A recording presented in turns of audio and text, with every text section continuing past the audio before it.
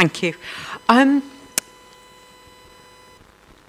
When we collected all of our examples of practice for the project, we were very happy that we'd got so many different types of examples, concrete material that we can share with people like yourselves.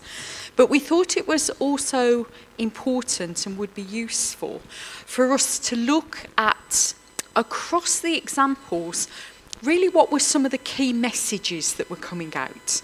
Because we think if you can look at a lot of examples and then say, well, what features are there in common across these examples, it might give some ideas about possibilities for future work, pilot projects, elements that should be considered in future research. And so we'd just like to finish by presenting to you a very small analysis work that we conducted looking at across the 50 examples that we collected. The first aspect was looking at key aspects of these innovative examples. And what we found was that in lots of the examples, a number of important partners became apparent. And we could see that the role of school leaders, the role of parents and families, and the role of professionals from different industry sectors from ICT was really stressed in the evaluative comments that the people who gave us the examples provided. We asked everybody to provide descriptions and then some sort of evaluative comment about the usefulness and where they felt there were learning points from that example. And time again, the role of school leaders, parents, and support from people from industry came up as a critical factor.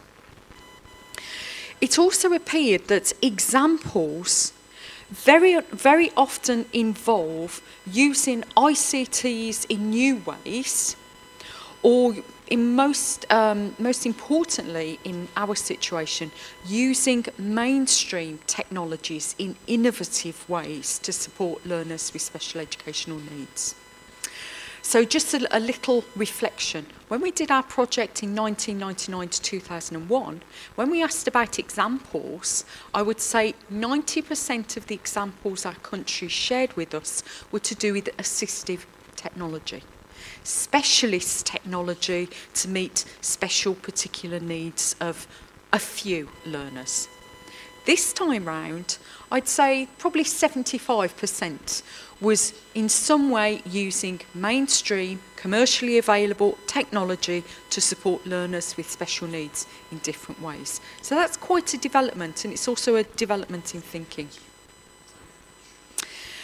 What we did also find is that innovative examples were really being shared that had messages for how ICT could support learning in innovative ways.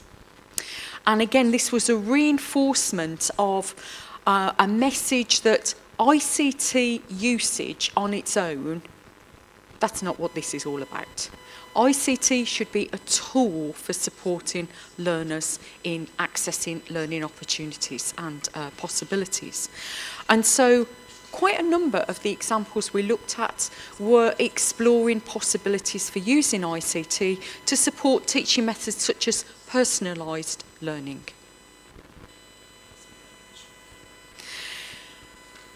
It was very important for us to think about, as the project was looking at ICT for inclusion, examples which really were to do with supporting practice in inclusive education settings.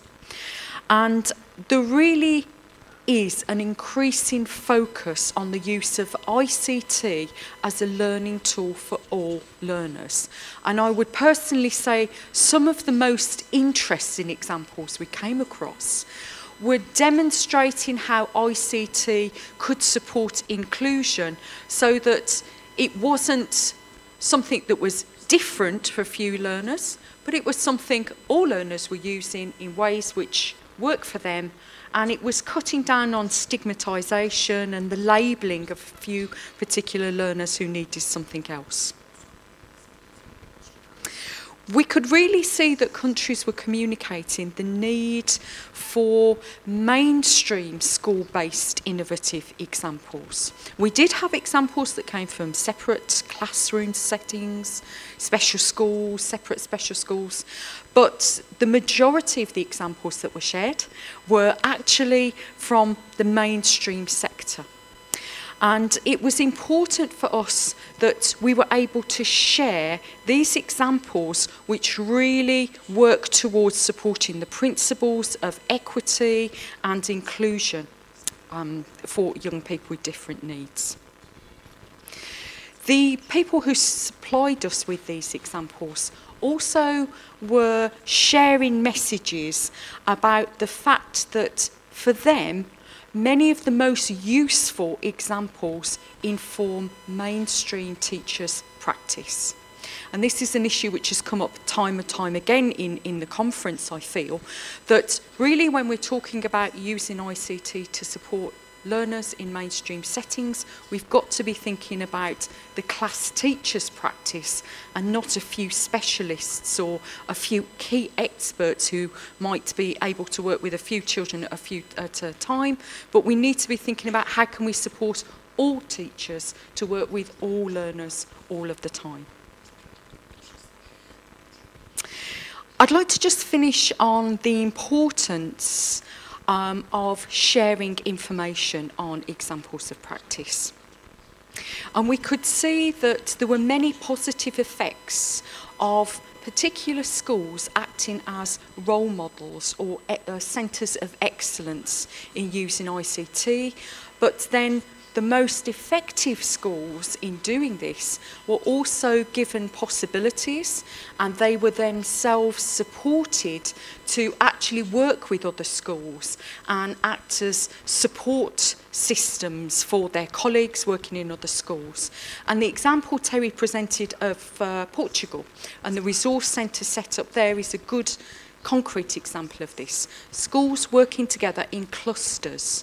So there's a specialist ICT support centre, but then a number of different schools working together in a collaborative way, community of practice way to support their shared work together. There are a number of issues about disseminating information on examples. It seemed to us that in many countries, the need for centralised information collection and sharing examples so that this information is widely disseminated and people who need access to the information actually can very easily get it is an important factor.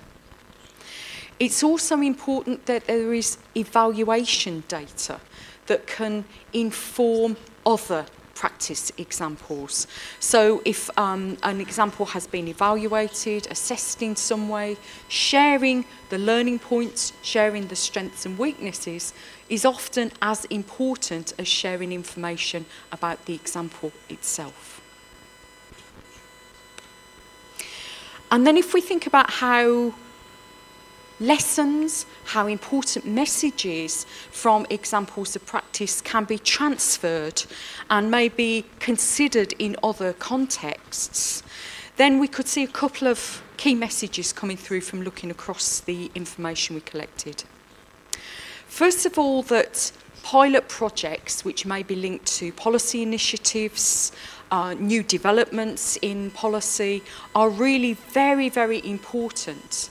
But to ensure that those pilot projects don't die and just fade away when the initiative is ended or a period of time is ended for that particular example, there really is a need for long-term thinking and long-term strategies to support implementation, to build on findings, and then to share that information with other organisations in a very coherent way.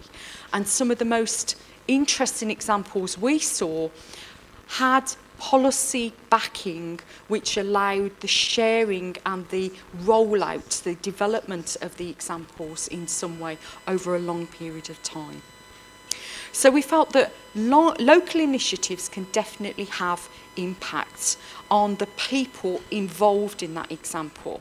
But if innovative examples are going to have maximum impact, then they really need to be supported by policy and funding and be part of a wider initiative for developing things.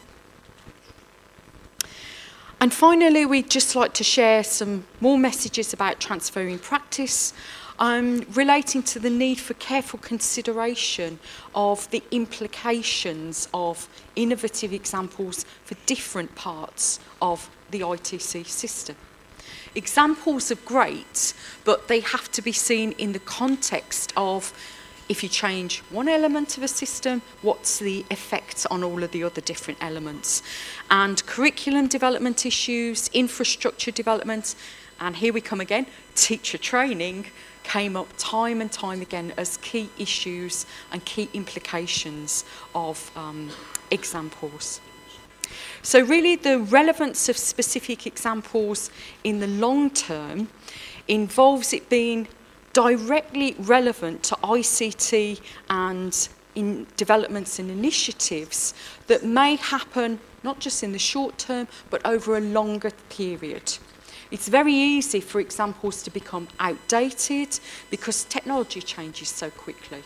So some of the most long-lasting examples that have had impact in some of our project member countries have been those which really have considered some of these wider factors and have taken a longer-term view in their implementation. So that was just a very quick race through some of the information we collected.